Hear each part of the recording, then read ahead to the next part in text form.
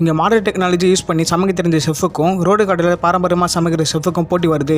என்னன்னா இத்தனை வருஷமா ஹோட்டல் வச்சிருந்த இடத்துக்கு ஆப்போசிட்லயே மாடர்ன் ரெஸ்டாரண்ட் கொண்டு வந்திருக்காங்க. இதுல யாரு பெஸ்ட்னு போட்டி வச்சிருக்காங்க. ஃபர்ஸ்ட் மாடர்ன் செஃப்பான பால் தான் பெரிய மீனை வெட்டுறான். இதை இவன் வெட்டும் போது கத்தியை யூஸ் பண்ற திறமையை பார்த்து சுத்தி இருக்கிறவங்க எல்லாம் மிரண்டு போயிடுறாங்க. அந்த அளவுக்கு நைஸா ஒரே வெட்டில ரெண்டா வெட்டிடுறான். வெட்டின பீஸ்ல விரல வச்சு தடவி முள்ளு எல்லாத்தையும் உருவி எடுத்துடுறான். அது எடுத்ததும் அடுத்த ரோடு கடை வச்சிருக்கிற ஸ்கை கிட்ட தூக்கி போடுறான்.